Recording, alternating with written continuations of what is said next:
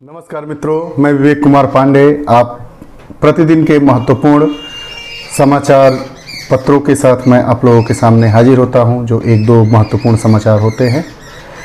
आज 37 साल पूरे हो गए हैं उस त्रासदी से जिसने लाखों लोगों को बेघर कर दिया और उसमें कितने लोगों की जान गई, और आज भी जो जीवित बचे हैं वो सही तरीके से नहीं, वो दिव्यांग जन बन के अपने जीवन को जी रहे हैं।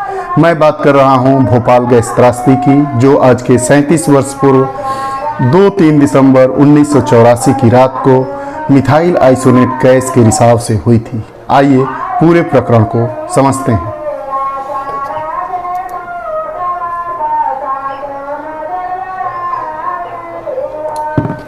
इतिहास के पन्नों में सबसे दर्दनाक त्रासदी के रूप में दर्ज भोपाल गैस कांड को 37 साल हो गए। यह घटना 2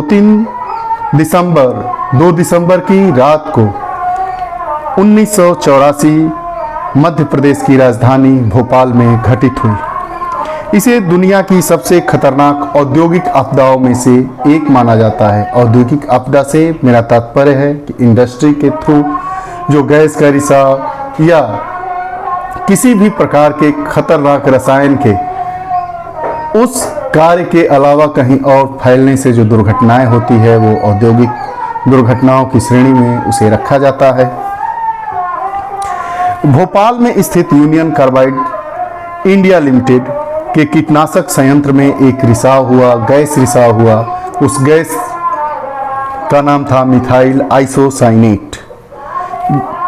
इसे MIC गैस भी कहते हैं। मिथाइल आइसोनेट गैस इतनी खतरनाक गैस थी कि इसके रिसाव से 5 लाख से ज़्यादा लोग उस समय प्रभावित हुए और हजारों लोग मौत के गाल में समा गए।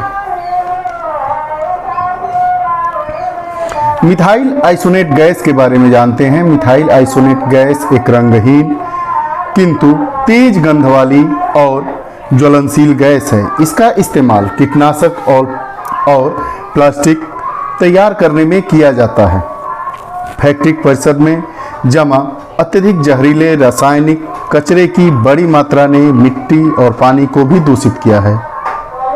इस जहरीली गैस ने लोगों को गंभीर रूप से प्रभावित कर उनमें अपने खतरनाक प्रभाव छोड़े हैं। जो लोग इस त्रासदी में जीवित रह गए, मतलब जो 1984 में आज के ही दिन रात को जो गैस मिथाइल आइसोनेट का रिसाव हुआ था, उससे प्रभावित, उस त्रासदी से प्रभावित जो लोग बच गए हैं, वो स्वास्थ्य संबंधी आज भी कई प्रकार की बीमारियों से दो हाथ कर रहे हैं, लड़ रहे हैं, अर्थात परेशान हैं। आज भी पीड़ितों के परिवारों में चर्म रोग, सांस की समस्या, बांझपन, विकलांगता, जन्मजात विसंगति व अन्य कई दूसरी बीमारियों के लक्षण भी दिखाई देते हैं। इस त्रासदी ने रासायनिक उद्योगों में निहित खतरों और सुरक्षा सुनिश्चित करने के लिए कड़े नियमों और परीक्षण की जरूरत को उजागर किया है। आज हम यह सजग होने की जरूरत है कि फिर यह दोबारा घटना, ऐसी कोई औद्योगिक रासायनिक गैस के रिसाव से भोपाल जैसी दर्दनाक त्रासदी न हो, जिसको दुनिया भुलाने में 37 साल भी कम पड़े। राज्यसभा सत्र के दौरान केंद्रीय कैबिनेट मंत्री जितेंद्र सिंह ने नौकरियों के बारे में तुलनात्मक ब्यौरा दिया है। आज की यह हमारी खबर है, उसको भी देखते हैं। जो संसद का शीतकालीन सत्र चल रहा है, उसमें केंद्रीय कैबिनेट मंत्री जितेंद्र सिंह ने कुछ नौकरियों के संबंध में आंकड़े दिए हैं, उन पर प्रकाश डालते हैं। और मज़े की बात यह है कि उन्होंने इस सरकार में हुई भर्तियों की तुलना पिछली सरकारों से की है, और उन्होंने बताया है कि पिछले सरकार की तुलना में इस सरकार में, अर्थात भारतीय जनता पार्टी NDA द्वितीय की सरकार और प्रथम की सरकार मिलकर UPA की सरकार से ज़्यादा नौकरियां दे दी हैं। आइए पूरी खबर को जानते हैं।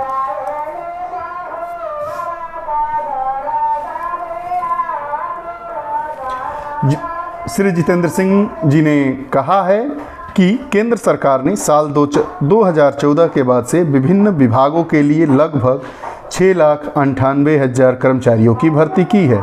उन्होंने कहा है कि यूपीए सरकार के इससे पहले के 7 वर्षों के कार्यकाल के दौरान केवल 6,19,000 ही भर्तियां की गई थी। प्रश्नकाल के दौरान राज्यसभा में पूरक प्रश्नों के उत्तर में श्री जितेंद्र सिंह जी ने कहा कि प्रधानमंत्री नरेंद्र मोदी के नेतृत्व में केंद्र सरकार ने न केवल भर्ती की प्रक्रिया को तेज किया है, बल्कि इसके साथ ही साथ नए पदों को बनाने के प्रयास भी किए हैं। उन्होंने कहा कि 2007-08 से 2013-14 अर्थात तक 6,19,027 पदों पर भर्तियां की गई। ये 3 भर्तियां प्रमुख 3 एजेंसियों कर्मचारी चयन आयोग, केंद्रीय लोक सेवा आयोग और रेलवे भर्ती बोर्ड के जरिए की गई। इसकी तुलना में मोदी सरकार ने पिछले 7 वर्षों के दौरान 6,98,011 भर्तियां की हैं। केंद्रीय मंत्री ने आगे बोलते हुए जवाब में ये भी कहा कि स्वीकृत पदों की संख्या को बढ़ाकर 40,04,941 किया गया है, जो साल 2014 में 36,45,584 थी। अब यूपीटीईटी से खबर आ रही है कि जो सचिव प्राधिकृत नियामक थे संजय कुमार उपाध्याय को हटा दिया गया है, उनके जगह पर नई तैनाती की गई है। लेकिन अभी भी 28 नवंबर 2021 को उत्तर प्रदेश शिक्षक पात्रता परीक्षा की जो परीक्षा धांधली की भेंट चढ़ी थी, उसमें परीक्षा को तो निरस्त कर दिया गया तुरंत ही, दोनों पालियों की परीक्षा को। लेकिन अभी भी कब उसकी परीक्षा होगी, इस पर भी अभी तमाम न्यूज़ चैनलों के द्वारा, लोगों के द्वारा कयास ही लगाए जा रहे हैं। अभी तक कोई सरकारी नोटिस नहीं आई है कि यह परीक्षा कब होगी। लेकिन हमारे उत्तर प्रदेश के बेसिक शिक्षा मंत्री श्री सतीश द्विवेदी जी ने यह आश्वासन दिया है कि 1 महीने के अंदर यह परीक्षा पुनः करा ली जाएगी। बच्चे मन लगा के पढ़ें, आप लोग मन लगा के पढ़िए और मंत्री जी के बातों को विश्वास कीजिए। आप लोग हमारे साथ बने रहे। मैं विवेक कुमार पांडे इल्विन क्लासेस से आप सभी को सादर नमस्कार और धन्यवाद देता हूँ।